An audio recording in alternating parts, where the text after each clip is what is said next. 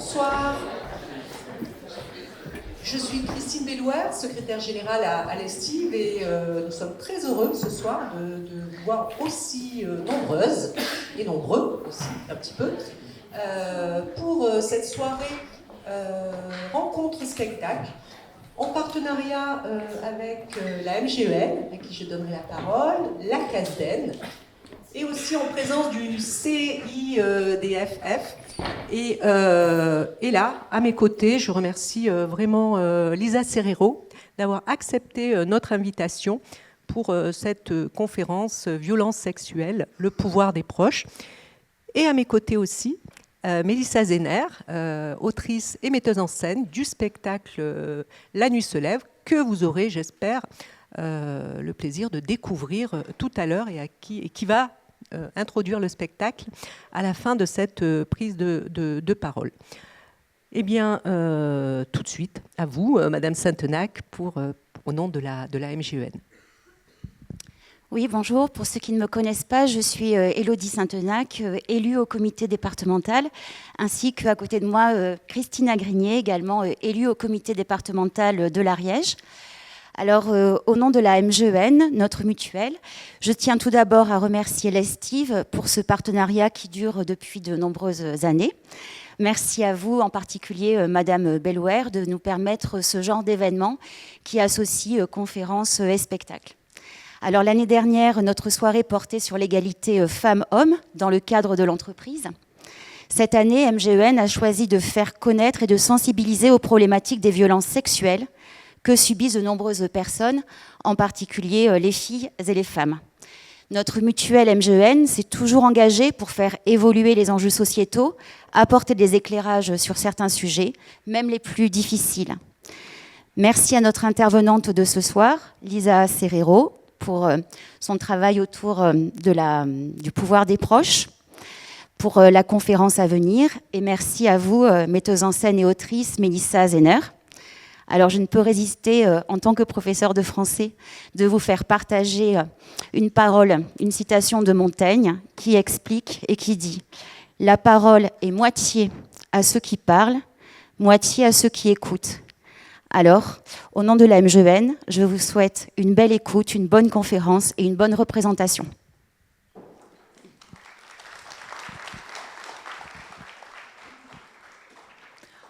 Bonsoir, merci d'être venus si nombreux à cette conférence.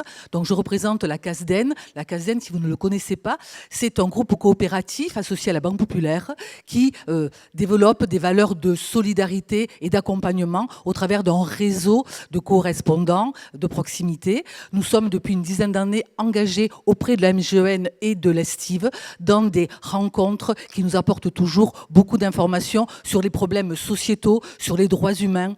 Et ce soir encore, nous sommes ravis de partager cette soirée et nous remercions vivement tant le public qui s'est présenté nombreux que l'Estive, les conférencières et l'animatrice du spectacle ce soir qui va aussi être un régal et qui va nous poser beaucoup de questions et qui apportera certainement aussi des réponses. Merci beaucoup de votre présence et au plaisir.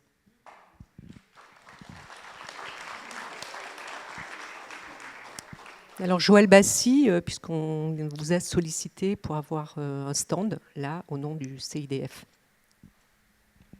Bonjour tout le monde, je représente le CIDFF, Centre d'information sur le droit des femmes et des familles. C'est un lieu sur le département qui accueille, écoute, accompagne les victimes de violences sexistes et sexuelles.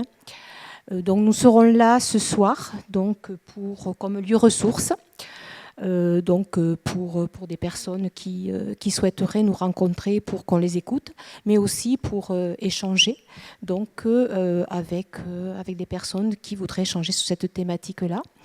Pour info, nous avons reçu en 2024 336 victimes de violences sexistes et sexuelles et 229 femmes victimes de violences conjugales.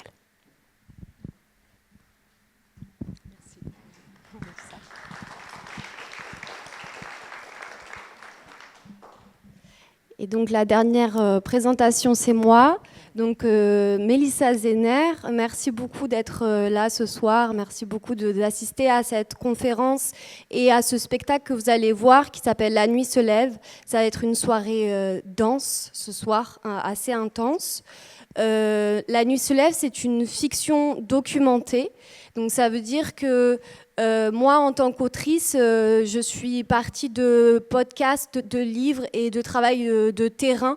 On dit travail de terrain parce que j'ai travaillé avec une association qui s'appelle SOS Inceste pour revivre à Grenoble. Et donc j'ai travaillé avec 1 an avec des anciennes victimes d'inceste. Et j'ai travaillé sur le podcast Ou peut-être une nuit de Charlotte Butlowski qui travaille sur la fabrique du silence qui entoure l'inceste. On nomme inceste quand il y a des violences sexuelles intrafamiliales. Voilà, donc cette fiction documentée, on est 5 comédiennes à la porter. Et c'est une fiction, et donc du coup, on interprète des personnages, et ces personnages-là, en fait, ça va être une traversée que vous allez voir pendant 1h30, où ces personnages vont essayer, grâce au lien d'amitié entre elles, grâce à l'amour, grâce à l'art, au théâtre, à plein de choses qu'elles vont rencontrer, elles vont traverser ensemble quelque chose de l'ordre de la restauration de soi, la restauration est quelque chose de l'ordre du collectif pour s'en sortir et lever le voile sur le déni collectif sur l'inceste. Voilà, c'est un peu le but du spectacle.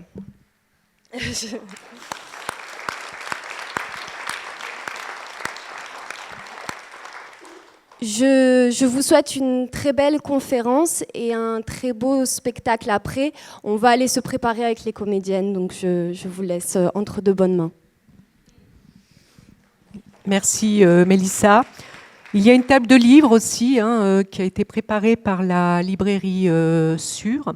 Et puis aussi, vous verrez devant les portes de la salle, il y aura également un espace à côté de celui du CIDF pour ceux qui ont envie aussi d'échanger, de se reprendre si les émotions sont trop fortes durant le spectacle ou après le spectacle. Voilà, place à Lisa Serrero. Bonsoir à toutes et à tous. Merci d'être venus nombreux et nombreuses et surtout d'avoir choisi le thème des violences sexuelles pour égayer votre soirée. C'était osé, c'est très osé, mais en tout cas, ça permet peut-être de prouver à certaines personnes que justement ce sujet concerne absolument tout le monde et par votre présence, en tout cas, vous le prouvez et j'espère que ça donnera envie à d'autres organismes, à d'autres structures, à d'autres établissements culturels d'avoir le courage d'organiser, comme c'est le cas ce soir avec l'Estive, des soirées dédiées à cette thématique. Donc déjà, un grand merci à vous. Je suis Lisa Serrero et j'ai publié l'an dernier un essai qui s'appelle « Nos survivantes » et qui s'adresse directement aux proches de victimes de violences sexuelles. Alors, vous allez me dire pourquoi les proches ? Intéressons-nous déjà aux victimes, intéressons-nous peut-être aux auteurs. Moi, j'ai eu le sentiment que les proches des victimes étaient assez oubliés. Que ce soit les amis, les frères, les sœurs, les parents, les conjoints, les conjointes, ont un rôle assez clé dans la reconstruction des victimes. Et en réalité, on peut même dire que les proches, elles et ils, peuvent avoir un rôle qui peut être aussi bien salvateur que destructeur. Sauf que les proches ne sont pas du tout outillés pour pouvoir faire face à ce séisme que peut être l'annonce d'une révélation de violences sexuelles. Alors, on va en parler et puis bien sûr je vous donnerai la parole tout à l'heure, mais vous le savez peut-être, la police, la justice, le système de santé ne peuvent à eux seuls répondre aux besoins des victimes de violences sexuelles. Alors on sait évidemment qu'il y a un manque de moyens humains, qu'il y a un manque aussi de moyens financiers, mais les victimes de violences sexuelles ont énormément de besoins. Alors il y a une avocate, une ancienne pénaliste canadienne qui considère qu'il y a 5 besoins des victimes de violences sexuelles qui sont des besoins qui sont presque vitaux, quelque part. Les victimes de violences sexuelles, elles ont besoin d'obtenir des réponses à ce qu'elles ont vécu. Elles ont besoin de voir leurs préjudices reconnus. Elles ont besoin d'être en sécurité. elles ont besoin de donner du sens à ce qu'elles ont vécu et elles ont besoin d'obtenir une réparation. Alors ça fait beaucoup de choses pour la police, pour le système judiciaire ou pour le système de santé. Et c'est là qu'interviennent les proches. Non pas pour répondre à ces 5 besoins, mais en tout cas pour essayer d'y jouer un rôle et d'amener les victimes, en tout cas, à trouver des réponses à ces besoins. Alors il y a des études qui sont sorties dans les années 90 aux États-Unis et qui ont montré très clairement le lien entre l'attitude des proches des victimes et les séquelles des victimes. C'est-à-dire qu'il a été observé que lorsqu'un soutien a été apporté par les proches, qu'il y a eu une attitude qui a été perçue comme étant positive, c'est-à-dire une écoute, une empathie, une absence de jugement, on a observé une baisse de l'anxiété, on a observé qu'il y avait davantage d'estime de soi du côté des victimes. Et puis à l'inverse, comme on peut s'en douter, lorsque l'accueil a été perçu comme négatif par ces victimes, eh bien là, on a des symptômes du stress post-traumatique qui se sont aggravés. Alors ça peut paraître logique, mais ça a été en tout cas mesuré, et donc on a tout à fait des chiffres là-dessus. Les proches ont un rôle clé également dans la manière dont on peut faire le lien entre les symptômes d'une victime, qui peuvent être des cauchemars, des troubles de l'alimentation, de l'anxiété, des difficultés à établir des liens interpersonnels, faire le lien entre ces symptômes et ce qu'a vécu la victime et la violence sexuelle qui a été subie par la victime. La victime, très souvent, n'a pas eu accès à un parcours de soins qui était adapté à ce qu'elle a vécu. Alors elle se retrouve elle aussi perdue dans ce flot de symptômes, de difficultés à vivre, pourquoi pas de symptômes dépressifs. Il y a tout un tas de choses, ça affecte vraiment tous les pans de la vie des victimes. Et donc elle se retrouve avec tout ça sans pouvoir forcément le connecter avec ce qu'elle a pu vivre. Et là aussi, les proches peuvent avoir un rôle à jouer. Alors il ne s'agit pas du tout de dire aux proches de devenir des psychologues. Simplement, en étant sensibilisés à la question des violences sexuelles, en étant un peu plus outillés sur ce que vivent les victimes, sur ce qu'elles traversent, sur ce que eux et elles, en tant que proches, vont aussi traverser. Puisque quand on vit au quotidien avec une victime de violences sexuelles, ça peut s'apparenter à un marathon. Les séquelles, elles sont là un peu partout, elles sont là un peu tout le temps. La reconstruction, elle ne se fait pas en un claquement de doigts, ça peut prendre des années, ça peut prendre toute une vie. Et quand on est proche d'une victime, ça peut être très lourd à porter également. Et donc, il me semble que quand on est outillé et sensibilisé, ça peut permettre aussi aux proches de mieux supporter, en tout cas, tous ces éléments. Alors, les réponses qu'on peut observer du côté des proches. Alors, peut-être que vous-même avez pu y assister, peut-être que vous avez pu donner ce type de réponse de manière involontaire, ou peut-être que vous en avez été témoin. Mais il y a tout un tas de réactions qui peuvent amener une seconde violence aux victimes de violences sexuelles. Alors ça va être par exemple de banaliser, de minimiser, d'ignorer la révélation qui a été faite par la victime, de poser des questions intrusives, d'essayer d'avoir des détails sur ce qui s'est passé, apporter des conseils non sollicités, exprimer de la pitié, juger. Évidemment atténuer la culpabilité de la personne qui est mise en cause, remettre en question le récit de la victime. On va essayer de mener l'enquête, alors qu'évidemment, les proches ne sont pas policiers ou gendarmes. Donc, on va essayer très souvent d'en savoir un petit peu plus, de comprendre ce qui s'est passé. Parfois, quand l'auteur est un proche, ça nous arrange pas vraiment, en fait. Quand cet auteur fait partie du groupe d'amis ou de la famille, on va essayer de faire des médiations. Aussi, ça c'est des choses qu'on entend beaucoup. On va essayer d'arranger ça entre nous et limiter les conflits. Voilà, donc ça c'est un petit peu toutes les réponses qu'on peut avoir quand on est proche d'une victime et qui, alors de manière tout à fait involontaire, puisque évidemment, moi, je pars du principe que les proches des victimes aiment les victimes et que donc ces réactions sont surtout des maladresses ou des actes qui sont plutôt involontaires. Et en tout cas, on peut venir renforcer les difficultés de la victime.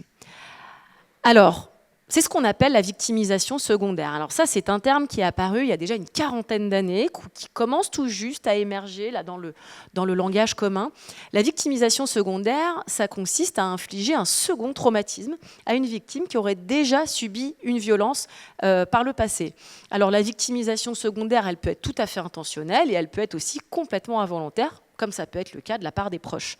Une victimisation secondaire, elle peut être, par exemple, ça peut être un accueil très compliqué d'un policier ou d'une policière qui va poser des questions sur la tenue de la personne, qui va essayer d'avoir des détails sur son intimité. Ça peut être sur la justice, des temps de traitement extrêmement longs de l'instruction judiciaire. Et puis, ça peut être des proches qui vont minimiser, mettre sous le tapis ce qui s'est passé. Et donc évidemment, quand on a des proches qui sont outillés, on peut limiter cette victimisation secondaire qui, comme vous pouvez l'imaginer, ont des conséquences assez délétères sur les victimes. On va aussi venir préserver des relations entre les victimes et les proches. Personnellement, c'est ce qui m'a donné envie, l'idée surtout d'écrire ce livre, c'est en voyant autour de moi, après l'avènement du phénomène MeToo, d'avoir des amis, des collègues qui petit à petit prenaient la parole. Racontaient ce qu'elles avaient vécu auprès de leurs conjoints, auprès de leurs parents, de leurs frères, leurs sœurs, leurs amis. Et pas systématiquement, mais très souvent, il y avait des réactions qui étaient inadaptées et qui les amenaient presque, pour certaines, à regretter d'avoir parlé. Et alors là, c'est quelque chose qui me semble assez dramatique, assez intolérable, d'avoir non seulement vécu une violence, d'avoir à gérer les conséquences de cette violence au quotidien, et puis en plus de devoir gérer des réactions inadaptées de ses proches. Et donc très souvent, autour de moi, j'ai vu des relations comme ça qui éclataient, des couples, des amis, des relations familiales qui explosaient. Alors on va avoir tout à l'heure un spectacle sur l'inceste. Sur l'inceste, évidemment, quand il y a une révélation d'inceste qui est faite dans une famille, mais c'est toute la famille qui explose aussi. Et donc, l'idée d'avoir des proches qui soient un peu mieux outillés sur cette question-là, c'est aussi dans l'idée de protéger, de préserver ces relations pour qu'elles aussi ne viennent pas subir les conséquences des violences sexuelles. Et alors on l'a vu avec MeToo, quand on a une victime qui parle, on en a 10 qui parlent derrière. Et c'est quelque part ça qui est assez formidable dans ce phénomène. Et je crois sincèrement que les personnes sentent quand il y a autour de nous des personnes qui sont aptes à accueillir une parole douloureuse. Et peut-être que les personnes qui n'ont pas encore parlé jusque-là, c'est très souvent parce qu'elles n'ont pas senti que les oreilles étaient prêtes à entendre autour d'elles. Donc on peut espérer qu'avec des proches de nouveau outillés, sensibilisés, on pourra peut-être accroître la libération de la parole. Et surtout, avec un effet boule de neige, si on a des personnes qui parlent davantage, on peut espérer que ces personnes parlent plus tôt, et peut-être qu'elles aillent vers un dépôt de plainte avant la prescription, puisque en France, les crimes sexuels sont prescrits, et donc on ne peut pas, le dépôt de plainte en tout cas ne sera pas pris en compte après un certain délai. Évidemment, il s'agit aussi de se protéger en tant que proche. C'est très lourd, encore une fois, de vivre avec une victime, ou en tout cas de connaître, de fréquenter régulièrement une victime. Et pour pouvoir être un proche qui soit dans l'accompagnement qualitatif, il faut aussi pouvoir se protéger soi-même en tant que, quelque part, on pourrait parler des aidants. On parle beaucoup d'aidants quand il y a certaines maladies. Moi, je pense sincèrement que les proches de victimes de violences sexuelles pourraient aussi avoir un rôle qui soit proche de ça. Évidemment, on améliore le bien-être des victimes. On en a parlé sur la question des séquelles qui vont venir vraiment diminuer. Et puis, je considère qu'avec des personnes qui sont sensibilisées à la question des violences sexuelles, ça en fait toujours des alliés de plus dans la lutte contre ce fléau. Alors les proches, moi je suis partie du principe en écrivant ce livre que les proches étaient des victimes par ricochet. Victimes par ricochet parce que on va ressentir en tant que proche beaucoup d'émotions, une tempête émotionnelle. On va ressentir de la colère, évidemment, pour cette personne qu'on aime, qui a subi quelque chose de difficile, de l'impuissance, parce qu'on voit une personne souffrir et on a beaucoup de mal à gérer et à la soulager. Évidemment, de la tristesse, de l'épuisement, de l'incompréhension, puisque on n'est pas psychologue, on ne comprend pas forcément que quand on passe dans tel quartier ou quand il y a telle musique qui passe à la radio ou une odeur qui revient, et ben on ne peut pas comprendre forcément des réactions qui peuvent nous paraître complètement démesurées de la part de la victime. Donc il y a aussi beaucoup d'incompréhension et de frustration là-dedans. Alors, si on applique les statistiques à la salle de ce soir, on a une femme sur deux qui est présente ce soir qui aurait vécu une violence sexuelle dans sa vie. Ce qui signifie statistiquement que tout le monde connaît une victime.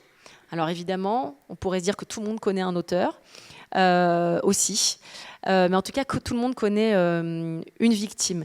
Et quand le phénomène MeToo est apparu en 2017, finalement, on peut aussi se dire que ça a été le MeToo des victimes, bien sûr, et ça a été aussi le MeToo des proches. C'est-à-dire qu'il y a eu comme un séisme qui s'est passé du côté des victimes et puis qu'il y a eu ensuite des répliques du côté des proches. Et donc, ils sont presque autant impliqués que des victimes.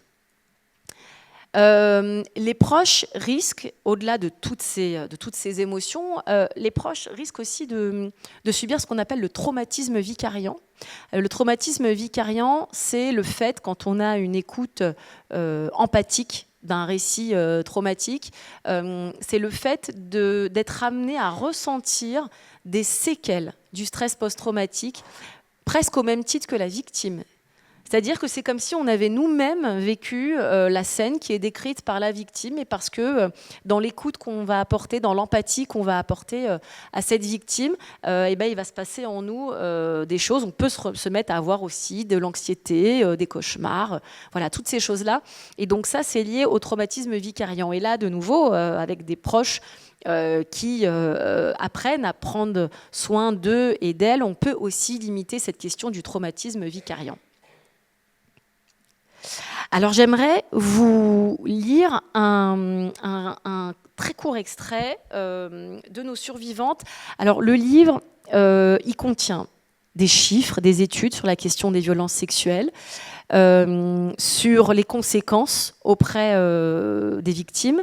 Il y a beaucoup de conseils de la part de psychologues, je ne les invente pas, et surtout, il y a des témoignages de victimes et de leurs proches. Donc, à chaque chapitre, vous avez un miroir, vous avez un duo, victime et proche, victime frère, victime et sœur, victime et conjoint, par exemple, avec à chaque fois un type de violence sexuelle différent, puisque chaque violence sexuelle est évidemment différente, et donc à chaque chapitre vous allez avoir, pour l'un un cas d'inceste, pour l'autre ça va être un étranger qui a été croisé et qui a commis des violences sexuelles. Donc voilà, il y a différents cas. Alors je vais vous lire le premier témoignage du livre, qui est à la fin du premier chapitre, d'une femme. Alors tous les prénoms ont été changés, donc qui a été surnommée Myriam, qui elle a subi des violences conjugales. Alors pourquoi je prends un exemple qui concerne des violences conjugales? Puisque la moitié des viols qui sont commis en France, ou en tout cas déclarés, sont commis par le conjoint ou l'ex-conjoint. Donc la moitié des viols en France sont des viols conjugaux. Donc c'est assez énorme, et donc ça me semblait intéressant de vous lire en particulier ce passage. Mon ami du lycée est devenu mon mari et le père de ma fille. Les violences psychologiques, verbales, physiques et sexuelles sont arrivées progressivement dans la relation. C'était le seul homme avec lequel j'avais eu des relations, donc c'était ma normalité. Un jour, une psychologue m'a dit « Vous êtes avec un pervers narcissique, fuyez ». Je savais que notre relation était faite de tensions systématiques, mais de là à me retrouver dans un mauvais film américain. Le déchaînement de violence s'est déclenché après notre séparation, au bout de 10 ans de relation. Il avait perdu son jouet, donc je n'avais plus qu'à mourir. J'ai mis le mot de violence sexuelle tardivement dessus. Un soir, j'étais avec mon conjoint actuel et je lui ai dit « Je suis fatiguée. Si t'as envie, c'est maintenant. » Il s'est redressé, choqué. Moi, je tremblais tellement. J'avais peur de la colère de l'autre. Il m'a répondu « Mais si tu n'as pas envie, tu dors. » À cet instant, j'ai eu l'impression d'être percutée par un TGV en pleine mâchoire. Tous les souvenirs sont remontés d'un coup. Je me suis effondrée en larmes en comprenant que tout ce que j'avais vécu n'était pas normal. Même quand MeToo est arrivé, je suivais de loin en me disant « Elles sont courageuses ces femmes », jusqu'au jour où je me suis rendu compte que moi aussi j'aurais pu dire MeToo. Pour mes proches, ce n'est pas facile depuis que je me suis séparée de mon ex. Contrairement à ce qu'on pense, le plus dur est souvent devant nous. Difficile pour mon entourage de comprendre ma colère et mon stress liés à l'hypervigilance. Combien de fois ai-je hurlé sur mon conjoint actuel pour rien ? Je crie tout ce que je n'ai pas eu la capacité de crier par le passé. Je le pousse pour être certaine qu'il me respectera jusqu'au bout. Je traverse aussi des moments de décompensation pendant lesquels je pleure pendant des heures. Il doit subir tout ça. Je me suis débarrassée des branches mortes. J'ai coupé les ponts avec toutes les personnes qui n'ont pas considéré mon histoire et qui ont jugé mes choix. On manque d'espace sécure où on peut juste déposer une parole sans jugement, avec toutes les souffrances et les émotions que ça génère. En lisant les témoignages d'autres victimes, j'ai compris que ce que j'avais vécu était réel, anormal et que je n'étais pas responsable. C'était un point d'accroche pour m'aider à me relever. Les valeurs de la sororité sont primordiales pour moi. Entendre « je te crois »,« je t'écoute », ne jamais forcer le chemin de l'autre, c'est capital. Je trouve un écho fondamental dans les vécus des autres femmes. Pour me reconstruire, j'ai dû dépenser beaucoup d'argent dans les thérapies, mais le soutien de ma famille a tout changé. Je me suis dit que je n'avais pas tout perdu. À chaque fois que je parle à mes parents de mes projets de reconstruction, ils sont soutenants, me disent leur fierté et combien je parviens à sublimer les épreuves. C'est un soutien total et inconditionnel. C'est grâce à cela que petit à petit, j'ai pu m'appuyer sur une autre image de moi-même, loin de celle que mon ex m'a renvoyée pendant ces 10 années d'humiliation. Ça a été absolument fondamental. Sans ça, j'aurais fini par avoir un cancer, un accident de voiture où je serais tombée dans la drogue. De façon consciente ou non, j'aurais fini par mettre fin à mes jours, j'en suis certaine. Mes proches ont fait toute la différence. J'aurais pu m'en sortir toute seule, mais sans mon entourage, ça m'aurait pris 30 ans et je serais sûrement retombée dans des relations toxiques. Ça m'a permis de me voir avec des miroirs différents. Voilà, donc un témoignage qui me semble assez révélateur sur, encore une fois, cette force des proches dans la reconstruction des victimes et qui, pour Myriam, a été essentielle. Alors, peut-être pour remettre des chiffres sur ce dont on parle. Les chiffres ne sont pas du tout gais. Vous le voyez, donc je vous le disais, une femme sur 2 qui a été victime de violences sexuelles au cours de sa vie. En France, il y a un viol, c'est un autre vol, mais un viol toutes les 2 minutes 30. 10% des Français et des Françaises ont été victimes d'inceste. Alors de nouveau, ce sont les chiffres qui sont déclarés. Probablement que dans les années à venir, on aura des chiffres beaucoup plus importants à mesure que la parole se libère. L'agresseur est connu de la victime dans 90% des cas. Moins de 10% des victimes déposent une plainte et moins de 1% des violeurs sont condamnés en France. Et on va découvrir pour quelles raisons. Alors, la première chose à faire quand on est proche d'une victime de violence sexuelle, c'est d'écouter. Alors, on pourrait se dire tout le monde a des oreilles. Tout le monde sait écouter. On ne sait pas toujours écouter, on ne sait pas toujours écouter de manière active et écouter de manière bienveillante. Alors Emmanuelle Béard a réalisé un documentaire qui est sorti il y a 1 an et demi sur la question de l'inceste, justement, dont elle a été elle-même victime. Et elle dit dans ce documentaire, il y a aujourd'hui un paradoxe entre l'injonction de parler et l'incapacité d'écouter. Donc on dit souvent que nous avons parlé, les victimes ont parlé, mais que les oreilles sont restées fermées. Alors, avant de parler, les victimes ont conscience de plein de choses. Les victimes, elles ont conscience qu'il y a une énorme prise de risque au moment de la révélation. Une prise de risque, pourquoi ? Parce qu'il y a un risque d'être exclu de son cercle amical, un risque d'être exclu du cercle familial, un risque de perte de revenus. On a 40% des victimes de harcèlement sexuel au travail qui ont subi des conséquences professionnelles, une mutation, un licenciement, des représailles. Donc parler, c'est aujourd'hui encore risqué. Les victimes, elles portent sur leurs épaules, et c'est là encore une autre forme d'injustice, elles portent la peur, elles portent la honte, et elles portent la culpabilité, ce qui est assez fou, puisque le viol est encore aujourd'hui le seul crime pour lequel la honte et la culpabilité sont sur la victime et non sur l'auteur. Il y a la question de l'amnésie traumatique aussi, donc ça c'est un petit peu tout ce qui se passe avant de parler. L'amnésie traumatique, c'est le fait d'avoir mis de côté, involontairement, pendant 10, 20, 30 ans, la violence sexuelle qui a été subie. Et donc, on a des victimes qui se réveillent à 30 ans, à 50 ans, à 60 ans, et qui se souviennent d'une violence qui a été subie par le passé. Et donc l'amnésie traumatique, elle porte bien son nom. L'amnésie, elle est là parce qu'il y a bien eu un traumatisme, parce qu'il y a eu une effraction et que le cerveau a mis ça de côté et n'a pas rangé le souvenir avec les autres souvenirs non traumatiques. Donc parler, c'est déjà avoir dépassé tout ça. C'est à la fois la fin d'un processus, mais c'est aussi le début d'un nouveau processus. Et alors qu'on pourrait croire, et comme le dit Myriam dans son témoignage, c'est là que tout commence. Là, il y a un nouveau processus qui s'enclenche. Et là, quand on parle, eh bien, on a une parole qui risque, même après MeToo, qui risque d'être niée, d'être minimisée, qui risque d'être mise en doute.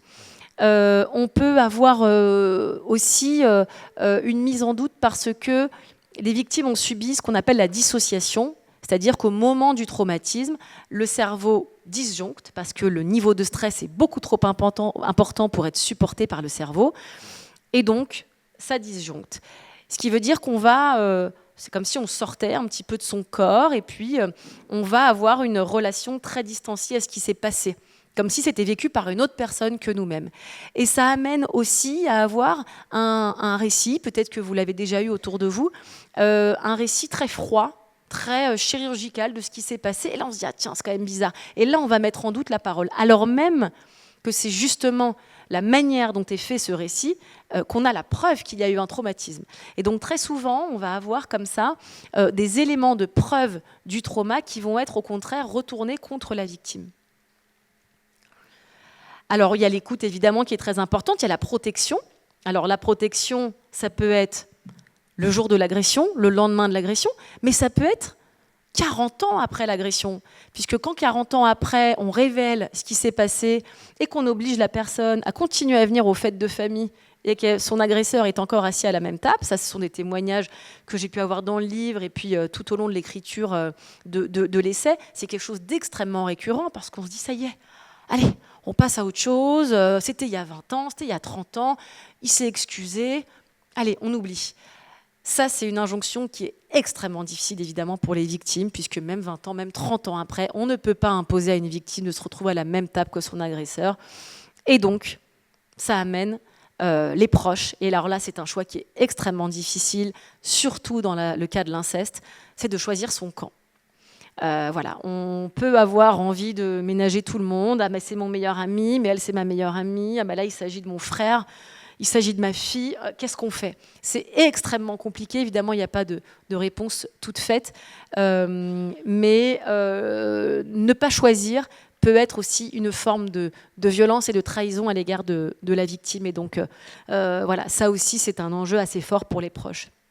Alors, parfois, on n'a pas eu de révélation en bonne et due forme, explicite. Parfois, on a une suspicion de violence. Et donc, il y a plein d'outils qui existent, évidemment, la discussion. Mais il y a un outil qui s'appelle le violentomètre que vous connaissez peut-être, et qui peut être aussi utilisé quand on a une suspicion, par exemple, de violence conjugale. C'est quelque chose qui peut être proposé à cette amie pour qu'elle puisse d'elle-même un peu jauger à quel endroit est-ce qu'elle se trouve dans cette relation. Les associations d'aide aux femmes victimes de violences conjugales, elles estiment qu'il faut en moyenne 5 allers-retours avant qu'une femme quitte finalement le domicile conjugal. Donc, là aussi, si on est la proche ou le proche de cette victime, ça peut être extrêmement long et on peut se décourager. On peut se dire, bon, mais finalement, elle n'a pas envie de partir. Bon, bah, allez, je laisse tomber. Et voilà. Et là aussi, ça demande une patience, une écoute, une présence et une persévérance. Alors, un élément qui est extrêmement important quand on est le proche ou la proche, c'est d'aider la victime à déculpabiliser. Avant de révéler ce qu'elle a vécu, au moment de le faire, il est très possible que la victime continue à dire « oui, mais en même temps, il était 3h du matin. Ah oui, mais en même temps, il m'avait déjà fait des avances la dernière fois et puis j'y suis retournée. » Puis, votre rôle de proche, c'est vraiment votre rôle et notre rôle, puisque je m'inclus aussi, c'est de venir justement remettre le monde à l'endroit. Parce que dans la tête de la victime, tout est inversé. Elle se sent coupable et puis finalement, on va venir dédouaner l'auteur. Il faut tout remettre à l'endroit. Elle est victime, il est l'auteur, il est l'unique responsable. Ni la hauteur de ses talons, ni son niveau d'alcoolémie ne pouvaient justifier, c'est même une circonstance aggravante d'ailleurs, l'alcool, ne pouvait justifier le comportement de l'agresseur. Alors, pourquoi est-ce qu'on a autant de mal à croire immédiatement et à ne pas rejeter la culpabilité, la faute sur la victime? C'est parce qu'on est toutes et tous pétris de ce qu'on appelle la culture du viol. Alors la culture du viol, c'est un ensemble d'idées reçues qui sont notamment véhiculées par la fiction, par les livres qu'on a pu lire, les séries, les films. Et la culture du viol, ça vient définir ce que c'est un vrai viol. Un vrai viol, dans la culture du viol, c'est, vous savez, cette image de l'étranger, l'inconnu, qui surgit au milieu de la nuit sur un parking désert et qui commet une agression avec de la violence. La réalité des faits, c'est que les violences sexuelles sont commises par une personne de notre entourage, un membre de notre famille, notre conjoint, notre prof de musique, notre médecin, et très souvent sans violence, parce qu'il y a encore une fois cet état de sidération. Alors la sidération, c'est on ne peut plus bouger, le corps, il n'y a plus rien, et donc on devient comme un pantin, et donc on ne peut pas crier, on ne peut pas bouger, on ne peut pas s'enfuir, on ne peut pas se débattre. Et donc là, on voit bien le décalage entre le mythe du viol et la réalité des viols. Le bon auteur, c'est cet étranger qu'on ne connaît pas, qui a un air menaçant, alors que le bon auteur, là je crois qu'on en a quand même bien eu la preuve avec le procès de Mazan. Le bon auteur, finalement, c'est Monsieur Tout-le-Monde. Et puis la bonne victime, c'est une victime qui est digne, qui ne hurle pas, comme a pu le faire par exemple Adèle Haenel récemment. Je ne sais pas si vous avez vu le procès contre les réalisateurs Chris Rovuggia, qui a tapé sur la table, qui l'a insulté. Voilà, c'est pas une victime digne comme on peut les aimer, et puis il y a des victimes qui sont plus dignes. Tout ça, évidemment, est en phase de déconstruction progressivement, puisque tous les ressorts de la culture du viol sont peu à peu identifiés. Et donc, grâce aussi à de nouvelles fictions, à de nouveaux imaginaires, on arrive peu à peu à déconstruire tout ça. En tout cas, la culture du viol, ce qui est certain, c'est qu'elle va plutôt nous amener à regarder les agissements de la victime plutôt qu'à regarder la culpabilité de l'auteur. Et c'est en ça que c'est assez problématique. Et évidemment que la victime, elle est elle-même pétrie de ça. Et donc, elle va elle-même se l'appliquer pour son cas. Dans la manière de déculpabiliser la victime, il y a aussi deux éléments qui me semblent essentiels à saisir quand on est proche d'une victime. C'est déjà de comprendre ce qui a permis aux violences sexuelles d'exister, voire de se renouveler. Il y a des mécanismes d'emprise qui commencent. On commence à parler d'ailleurs de contrôle coercitif. Maintenant, c'est entré dans la loi il y a 2 semaines. Donc, c'est très récent. La question de l'emprise psychologique, l'emprise économique, hiérarchique. Il y a tout un tas d'emprises qui font que, oui, les victimes, elles y retournent parfois. Et que c'est très compliqué de sortir de là. Tout ça, c'est ce qui a permis aux violences d'exister et d'avoir lieu à plusieurs reprises parfois. Et donc c'est dans ces moments-là quand on dit à la victime « mais pourquoi t'y retourner ? Pourquoi t'y retourner ? Et tu savais qu'il était comme ça ?» Tout ça peut être, ça peut être des propos qui peuvent amener une nouvelle violence. Et évidemment, quand on est sensibilisé aux questions d'emprise et de domination, on peut avoir conscience de ces enjeux-là. Un autre effet qui est plutôt l'après, c'est toute la question du psychotraumatisme.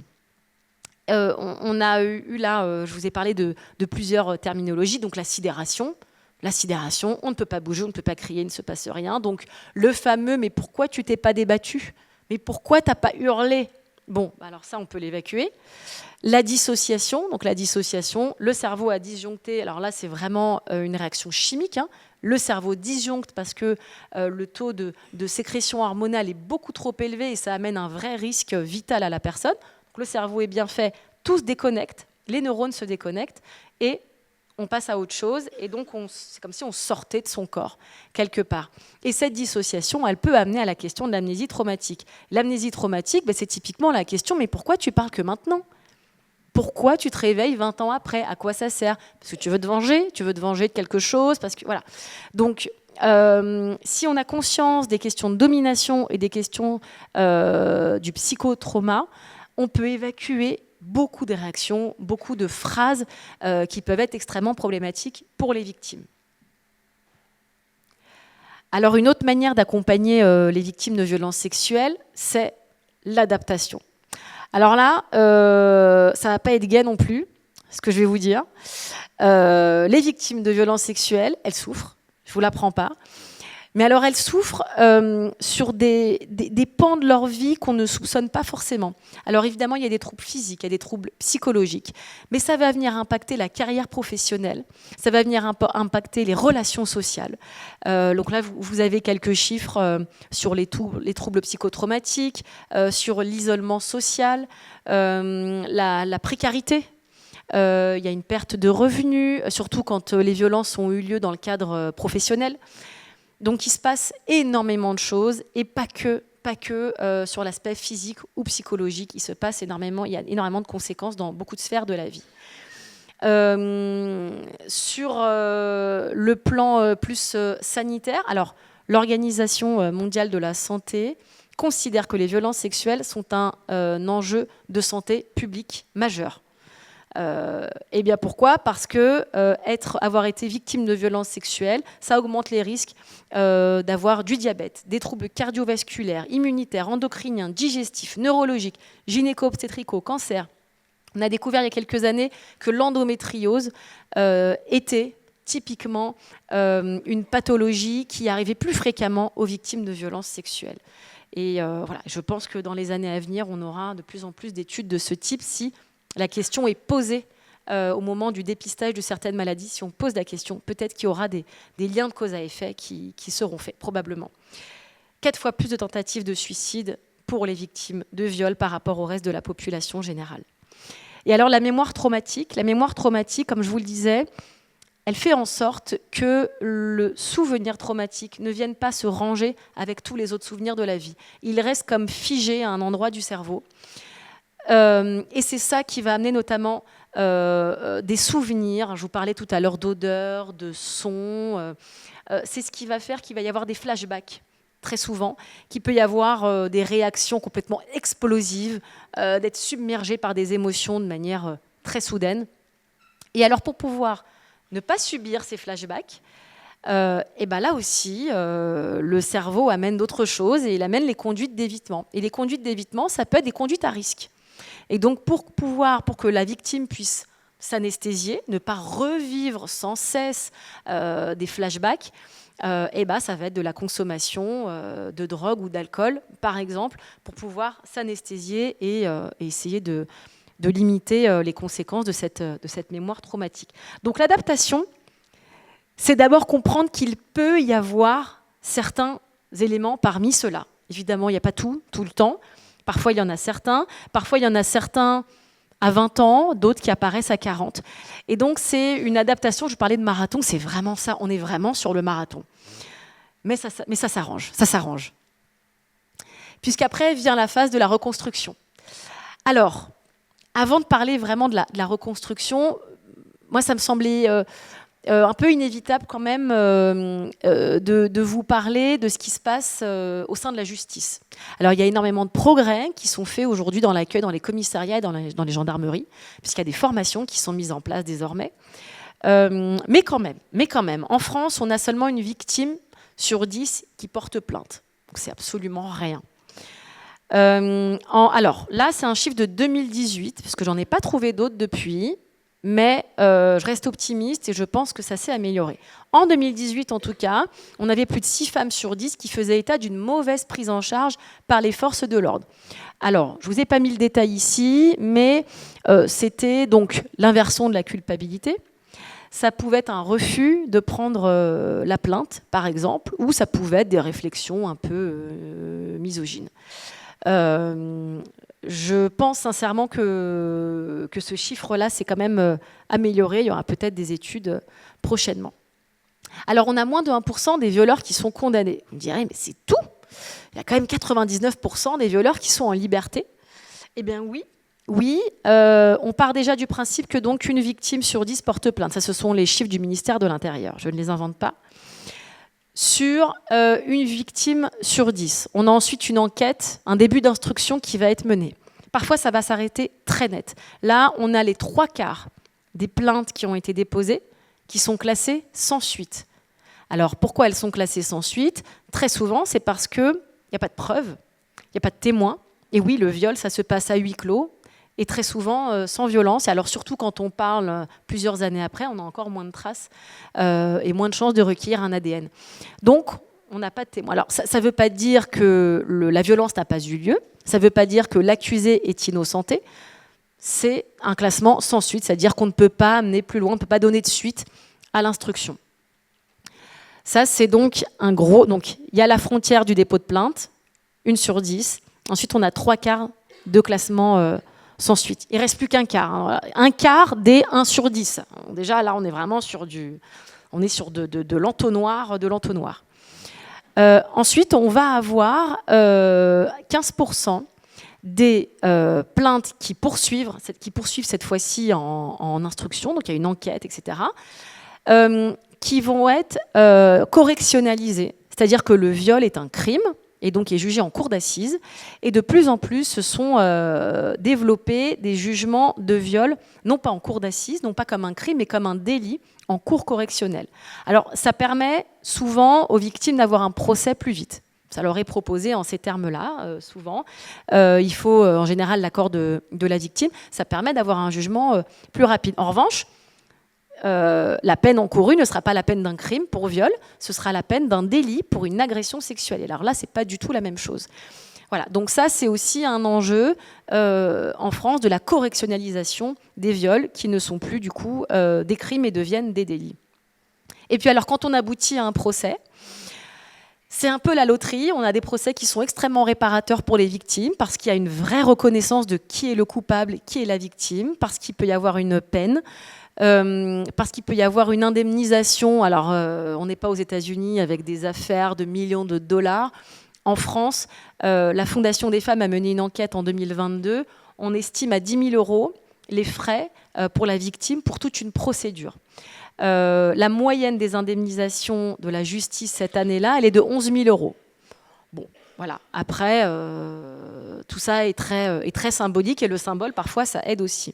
Et puis, on peut avoir au contraire un procès qui peut être extrêmement difficile parce qu'on va venir décortiquer l'intimité de la victime. Et alors, à ce titre-là, je me suis permise de reprendre une citation de Gisèle Pellicot parce qu'on était en plein dans l'actualité encore récemment. Et elle disait, pendant le procès, « Depuis que je suis arrivée dans cette salle d'audience, je me sens humiliée. On m'a traité d'alcoolique, de complice de M. Pellicot. J'ai tout entendu. Il faut avoir un degré de patience pour supporter tout ce que je dois entendre. » Voilà, donc c'est épuisant, c'est extrêmement difficile d'être du côté de la partie civile en cas de procès. Et puis, il y a le système de santé. Alors, on pourrait dire, bon, après tout, moi, je suis juste le proche, la proche, c'est au psy de faire ce boulot-là. Sauf qu'on a seulement 23% des victimes de violences sexuelles qui accèdent à un parcours de soins adapté au psychotrauma.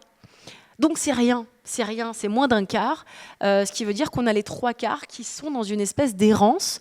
Alors, parfois parce qu'on n'a pas l'information, parfois parce qu'on n'a pas les moyens. Il y a tout un tas de raisons qui font qu'on n'a pas un parcours de soins adapté, parfois parce qu'on n'a pas les soignants adaptés près de chez soi, aussi selon l'endroit où on habite. Et puis, il va y avoir, alors ça dépasse même la question des violences sexuelles, mais encore beaucoup de biais aujourd'hui dans la détection, dans le dépistage et dans la prise en charge des femmes dans le système de santé.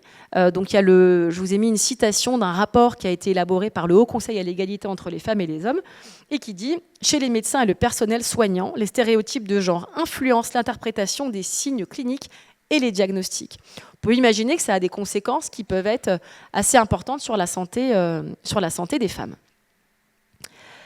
Je regarde l'heure, quand même. J'avais 19h. Oh, on est bien là. On est bien. Super. Je vais, peut-être avant de faire un temps de questions-réponses, vous lire. Je vous disais que dans chaque chapitre, il y a donc un miroir entre victimes et proches. Tout à l'heure, je vous ai lu donc le témoignage de Myriam. Et je vais vous lire le témoignage de son frère. Si vous avez encore un peu de patience. Dans ma famille, on est assez proches. Avec mon frère et ma sœur, on a été élevés en meute. On s'est toujours dit avec mon frère qu'on protégerait notre sœur. Quand elle m'a appris les relations sexuelles forcées, les violences verbales et les humiliations qu'elle vivait dans son couple, mon sang n'a fait qu'un tour. Je suis passée de « ils ont une relation compliquée » à ça. C'était Hiroshima. Je me suis mis en route vers Nantes pour aller faire une tête au carré à ce mec. J'étais très en colère, envers elle et envers son mari. C'est mon père qui est parvenu à me calmer et à me convaincre de faire demi-tour. Avec le recul, je n'aurais pas dû réagir comme ça. J'ai réagi comme le grand frère qui n'a pas pu protéger sa sœur d'un homme qui la salissait. Je n'étais pas suffisamment armée. Si c'était à refaire, je réagirais de manière moins impulsive, sans chercher à jouer le chevalier masqué. Avant cette histoire, je ne connaissais pas les pervers narcissiques. Je pensais juste que ma sœur était un peu agressive dans sa relation, que c'était leur mode de fonctionnement. Mais non. Après un épisode de sidération, j'ai commencé à m'instruire, à me documenter. J'ai lu des livres et vu des films sur les pervers narcissiques. Dans ma vie de couple, je me suis beaucoup interrogée. Si j'insiste un peu avec ma femme, est-ce que ça signifie que je suis comme l'ex de ma sœur ? Est-ce que moi aussi je suis comme tous ces hommes ? Je me suis rendu compte que je cochais certaines cases. La violence subie par Myriam m'a amenée à remettre en question ma masculinité et mon rapport aux femmes. Je fais plus attention aux femmes de ma vie. Le ton monte moins avec mon épouse. Je la valorise davantage. Myriam, je l'écoute beaucoup plus maintenant. Elle en sait beaucoup sur le sujet des pervers narcissiques. On s'appelle régulièrement le midi pour discuter. Tout ça déclenche un sentiment d'injustice très fort chez moi, d'autant que la société ne fait rien. Que va-t-on faire avec un numéro vert ou un fascicule alors qu'il y a des vies en jeu ? L'histoire de Myriam, c'est une histoire de plus dans l'histoire infinie des femmes. D'ailleurs, l'homme qui l'a violentée vit aujourd'hui une vie tranquille, alors qu'on parle d'un mec qui a violé sa femme. Il s'en sortira sans aucun souci et reproduira ce schéma sans être inquiété. J'ai compris qu'en tant que proche, il y a plusieurs attitudes à adopter. D'abord, écouter. Il faut laisser la victime vider son sac, même si c'est fait de manière excessive. Mais elle vit justement une chose excessive. Ensuite, il faut la croire et recroire. Pardon. Si on ne les croit pas, elles y retournent. Ne pas la juger, ne pas lui dire « tu aurais dû ». Puis il faut l'orienter vers un commissariat en priant le ciel pour que quelqu'un soit formé pour l'écouter et ne la renvoie pas d'où elle vient. Ensuite, il faut la protéger en l'aidant à sortir de sa relation. L'entourage va encaisser pendant le sevrage. Nous, on l'appelait tout le temps Myriam. On allait la voir. On savait que son ex risquait de réapparaître. C'est jamais fini tant qu'il n'y a pas une reconstruction et une personne saine qui entre dans sa vie. Je dis souvent à Myriam qu'elle a le devoir de transmettre ce qu'elle a vécu et de parler à mes filles de 14 et 17 ans.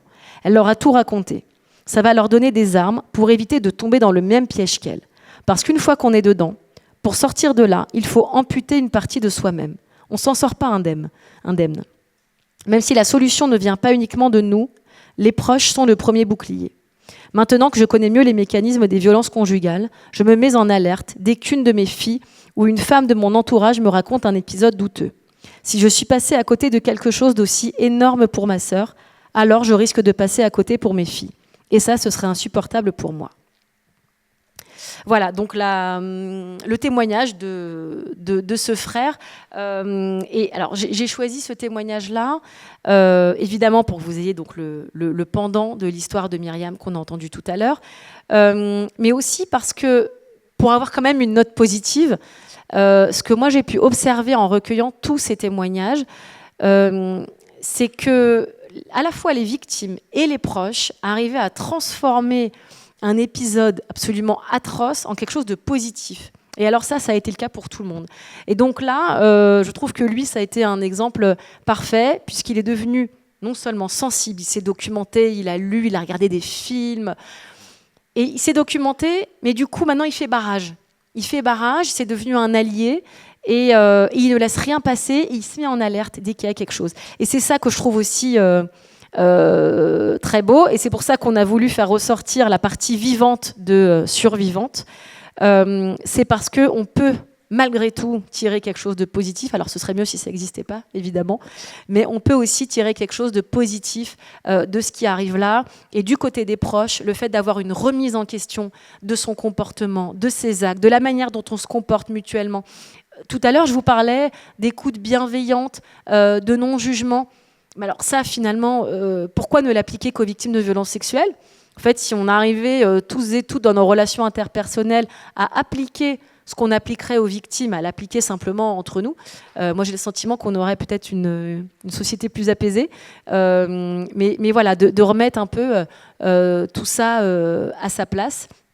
Et donc en ayant, je l'espère, des victimes, des proches en tout cas, qui seront un peu plus sensibilisés à la question, je pense que les agresseurs auront peut-être un peu plus de scrupules et sentiront un peu moins d'impunité, même si la réponse pénale n'est pas encore assez adaptée aujourd'hui. Je pense qu'on peut aussi faire front, nous, individus, avant que le changement soit un peu plus global et systémique.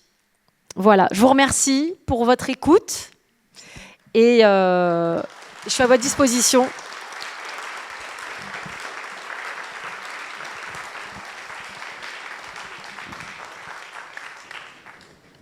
Alors j'ai un micro pour ceux ou celles qui veulent poser des questions. Est-ce que vous pouvez redire les 5 besoins d'une victime?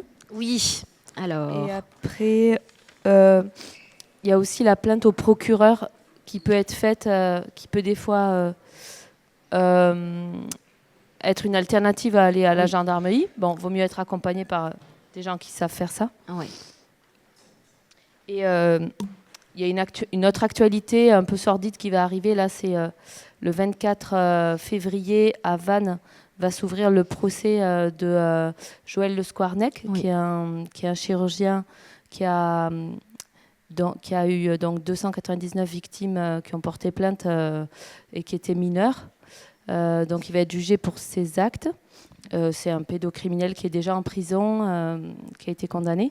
Et donc l'Ordre des médecins s'est porté partie civile alors qu'il a protégé de 2006 à 2022 ce médecin qui a continué d'exercer, y compris à sa retraite. Du coup, voilà.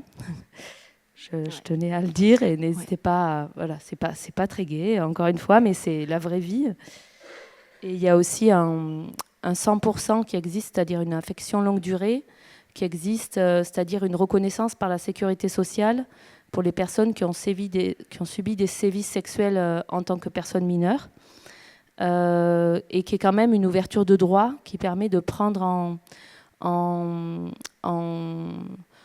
Enfin, c'est une reconnaissance sociale qui ne demande pas de preuves juridiques ou quoi que ce soit, c'est déclaratif, et ça permet de couvrir tous les soins qui sont en lien avec la violence sexuelle subie.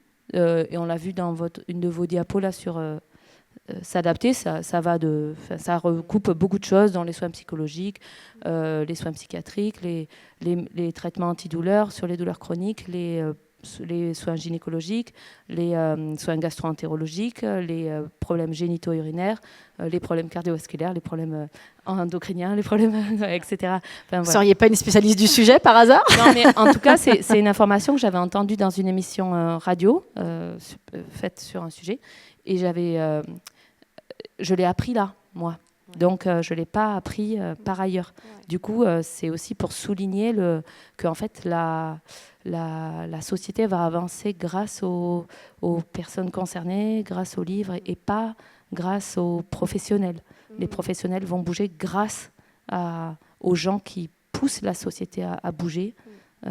Voilà, comme par exemple le truc de ce soir. Mais c'est un truc quand même bon à savoir. Vous pouvez le demander à votre médecin traitant. Et ça peut permettre d'ouvrir le dialogue. Merci. Bah, c'est typiquement pour moi le genre d'information. Alors, oui, je vais vous le dire. Où en fait, effectivement, les proches peuvent être aussi une sorte de porte d'entrée. Parce que voilà, il n'y a pas que la psychothérapie pour se reconstruire. Alors, il y a des dispositifs d'aide qui existent comme celui-là. Et donc, parfois, il faut le savoir. Il faut peut-être avoir dans son carnet d'adresses quelques associations. Alors, moi, j'en ai listé quelques-unes dans le livre, mais c'est absolument pas exhaustif, mais c'est bien d'être aussi effectivement une porte d'entrée pour dire qu'il y a tel système qui existe, telle aide, tel interlocuteur, telle interlocutrice. Ça peut être aussi par l'art, la construction, ça peut être par le sport, ça peut être plein de choses. Et sur le procès qui va s'ouvrir à Vannes, alors moi j'ai même lu hier 375 mineurs. Ouais. C'est non mais c'est assez ce serait la plus grande affaire, en tout cas française, de pédocriminalité. Alors, les 5 besoins qui ont été établis, donc c'est Ruth Morris, M-O-2-R-I-S. Alors, c'était obtenir des réponses, voir son préjudice reconnu, être en sécurité, donner du sens et obtenir une réparation.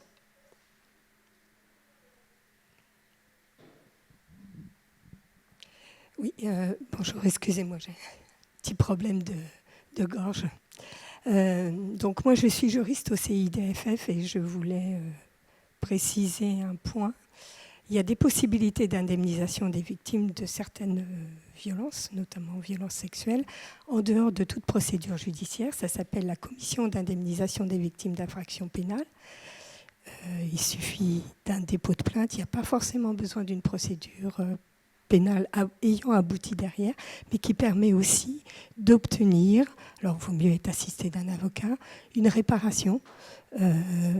Et donc, c'est un moyen aussi financier. Ces commissions existent dans tous les départements, auprès des tribunaux judiciaires. Et donc, c'est important de le savoir parce que c'est aussi un moyen d'obtenir réparation en dehors d'une procédure. C'est un parcours qui est pas facile, il vaut mieux avoir affaire à une association qui connaît ce dispositif ou un avocat pour pouvoir le développer. Mais en tout cas, ça existe et ça existe quand même en France depuis pas mal d'années, ce qui n'existe pas dans certains pays. Donc je tenais à le préciser. Merci beaucoup. Une autre question ?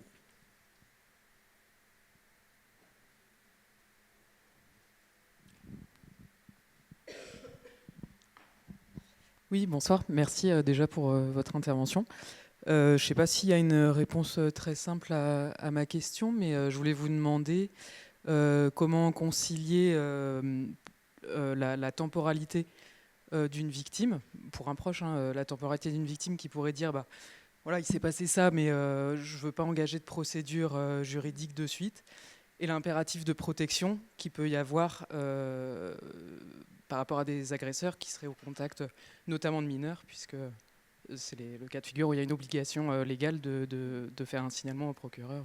Voilà. Ouais, effectivement, c'est compliqué. Il y a une célèbre association qui s'appelle le Collectif féministe contre le viol, le CFCV, qui disait il y a quelque temps, nous on a arrêté d'encourager les victimes à porter plainte. Alors disons, on les accompagne si elles le souhaitent, mais désormais on ne les encourage plus à le faire. Bon, moi je ne peux pas juger de ça. Je pense qu'il faut pas hésiter peut-être à remettre l'option sur la table régulièrement. Je pense que les victimes sont parfaitement conscientes aujourd'hui des risques, des conséquences négatives qu'elles peuvent subir en allant au dépôt de plainte et en ayant ensuite derrière une instruction, voire un procès.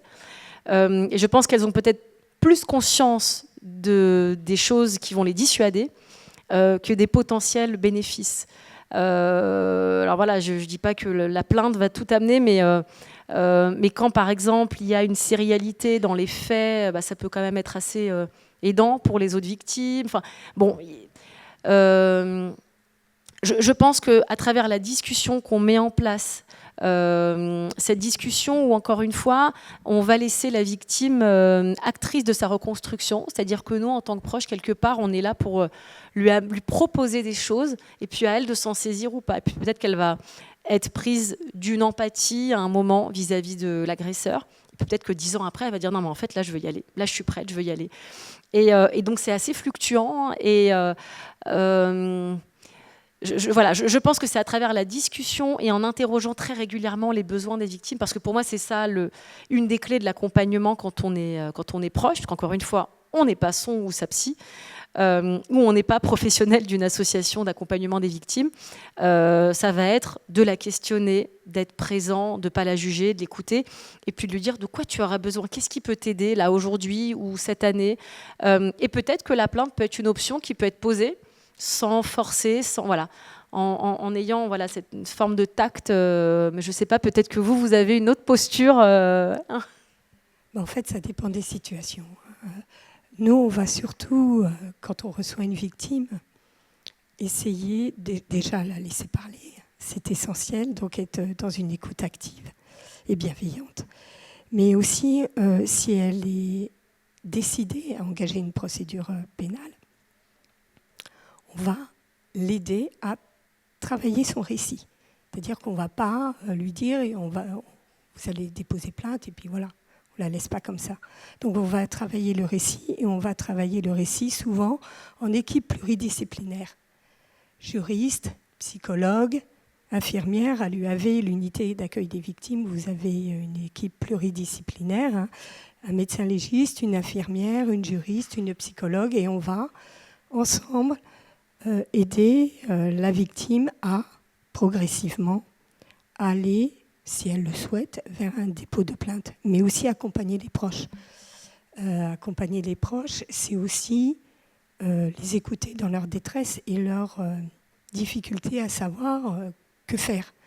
Surtout si l'auteur est dans le cercle familial, parce que là, il faut vraiment distinguer les situations où l'auteur est proche, mais sans être dans le cercle familial immédiat, où la victime est en danger potentiel, des autres situations. Donc, ça veut dire du temps d'écoute, d'accompagnement, d'information. Et d'information, y compris, c'est-à-dire sans mentir sur les chances ou l'absence de chance, de succès d'une procédure. C'est beaucoup de temps d'accompagnement au rythme de la personne. Donc, bien évidemment, d'une situation sur l'autre, ça peut changer. Il m'arrive assez fréquemment d'avoir des proches qui viennent me voir et qui révèlent des faits souvent très anciens, je pense à une situation. Et finalement, les proches ont décidé, eux, de signaler au procureur, même sachant que leur enfant, il s'agissait de leur enfant, n'était pas prêt à déposer plainte. Voilà. Mais d'un autre côté, il y avait un besoin de ces personnes de faire ce signalement. Le signalement, ça peut enclencher aussi une procédure pénale. Derrière, il n'y a pas que la plainte. Donc, alors, il y a beaucoup d'enjeux. Hein. Les choses ne sont pas simples. Hein. Vraiment, l'accompagnement, s'il n'est pas individuel, on n'y arrive pas. Il n'y a pas une clé. Il y a une clé par situation. Donc, mais en tout cas, ce qui est important, c'est vraiment de prendre son temps avec la personne, d'essayer d'aller au plus proche de ses besoins. Parfois même, alors s'il s'agit de mineurs, là, il y a des fois on n'a pas le choix, hein. On doit signaler. Et parfois c'est soulageant pour la victime qu'elle ne le fasse pas elle directement et que ce soit d'autres qui le fassent à sa place. Voilà. Donc chaque situation est particulière, il n'y a pas de recette miracle. Merci. Et j'allais ajouter dans ce sens-là que le viol, ça a été pour la victime une négation de sa dignité, une négation de son humanité. On n'a pas tenu compte de son accord, de son désaccord, de sa volonté. Et donc, c'est en ça que les proches doivent aller agir exactement à l'inverse de ça. Respecter sa volonté à tout prix. Et si ce n'est pas le dépôt de plainte, alors que vous êtes convaincu qu'il faut y aller, ce ne sera pas le dépôt de plainte et peut-être que ça viendra plus tard. Mais en tout cas, il faut aller vraiment à l'inverse des mécanismes que la victime a subis parce que sinon, on est sur une revictimisation là aussi. Bien. S'il n'y a plus de questions... Merci beaucoup pour votre écoute.